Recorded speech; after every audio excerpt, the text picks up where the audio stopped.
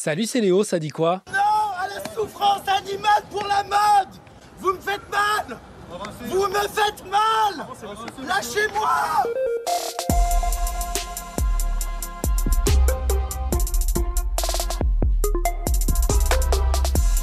Eh ben, grosse journée hier sur les Champs-Élysées. C'était le rendez-vous à ne pas manquer de la Fashion Week, le défilé Louis Vuitton.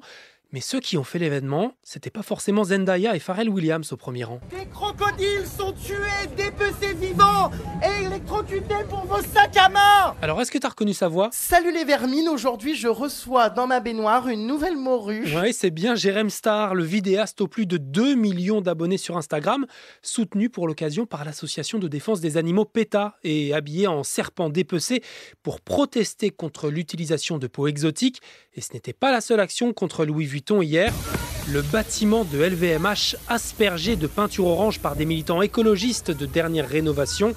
Ils dénoncent l'exil fiscal du groupe, de l'argent qu'ils aimeraient récupérer pour la rénovation thermique des bâtiments. Le défilé, lui, a bien eu lieu, Louis Vuitton promettant que ces éléments de décor seront recyclés.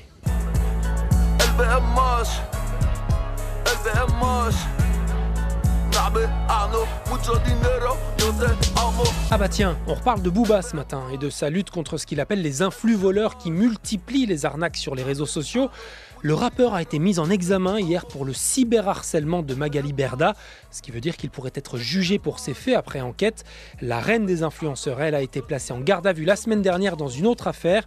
Elle sera jugée en décembre, notamment pour blanchiment d'argent. Je sors du tribunal, comme vous le voyez. Je suis en liberté, tout va bien, un piraterie n'est jamais fini. Mais c'est quoi le problème de l'extrême droite avec l'école? Sujet inflammable pour le ministère de l'Éducation nationale qui envisage un plan de protection pour des enseignants visés par des menaces de viol, de mort, par courrier électronique ou bien par les réseaux sociaux. Ces pressions sont largement efficaces. Le tort de cette prof de philo, avoir programmé une rencontre de sa classe de prépa avec des migrants à Calais. Il en existe des dizaines, des témoignages comme celui-là venant de profs, de chefs d'établissement ou même d'infirmières scolaires accusées de viol psychique des enfants alors qu'elles assurent des cours d'éducation sexuelle.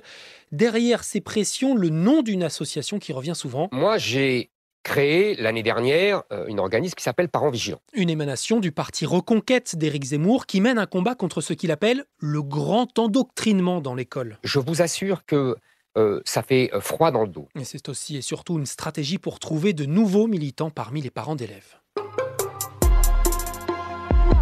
Beaucoup de nos compatriotes qui vivent dans les petits villages et ailleurs disent on voit plus nos gendarmes. Et on a ce sentiment d'insécurité. Oui, parfois, pas qu'un sentiment. Plus de gendarmes dans nos campagnes. C'est l'annonce du président hier soir sur France 3. 239 nouvelles brigades seront installées d'ici 2027. Au moins une par département, donc avec pour but de simplifier la vie des habitants. Plus de patrouilles grâce à des brigades mobiles, plus besoin de se déplacer très loin pour déposer plainte. Et deux priorités, la lutte contre les violences intrafamiliales et contre le trafic de stupéfiants. On va pouvoir ressortir les pulls, les températures largement en baisse ce matin, mais ça ne va pas durer avec un nouveau week-end estival à venir. En revanche, côté météo, la Guadeloupe, elle, ne va pas être épargnée. Vigilance rouge aux fortes pluies et orages. À l'heure où j'enregistre cet épisode, la tempête Philippe s'approche des côtes et inonde déjà plusieurs routes. Les écoles resteront fermées aujourd'hui sur l'archipel. Ils sont les meilleurs. Ouais, désolé. Sie sind die Besten. On espère que Lens sera meilleur sur le terrain ce soir que les joueurs du RB Leipzig en karaoké.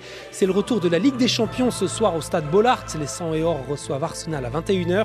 Gros défi pour l'attaquant Florian Sotoka. Ça va être beaucoup d'émotions, mais on est avant tout des outsiders, comme tout le monde le dit, les petits poussés de cette compétition. Et si on doit avoir peur de quelque chose, c'est de ne pas montrer notre vrai visage. Un autre champion qui montre un nouveau visage dont je voulais te parler ce matin. Il a impressionné les observateurs de basket. C'est Victor Wembanyama et ses nouveaux bras bien plus musclés. C'est vrai, j'ai pris entre 6 et 7 kilos, a-t-il précisé en anglais. Il fera sa rentrée avec les San Antonio Spurs le 10 octobre prochain en match de pré-saison. Je termine avec une dernière championne. La gymnaste américaine Simone Biles, qui n'a pas fait les choses à moitié pour son retour en championnat du monde dimanche, elle signe un Yurchenko double carpé. Alors j'essaye de te décrire ça du mieux que je peux. En gros, un double saut périlleux arrière après un élan sur, tu sais, ces plateformes de gymnastique. Aucune femme ne l'avait fait avant elle. Du coup, la figure va porter son nom. Hâte de la voir aux Jeux Olympiques de Paris l'été prochain. Les JO pour lesquels l'équipe de France féminine a réussi à se qualifier hier. Die Besten, les grandes équipes de Champions. Bah ouais, j'essaie de donner un peu de moi chaque matin. C'était Léo de France Info. Allez, ciao.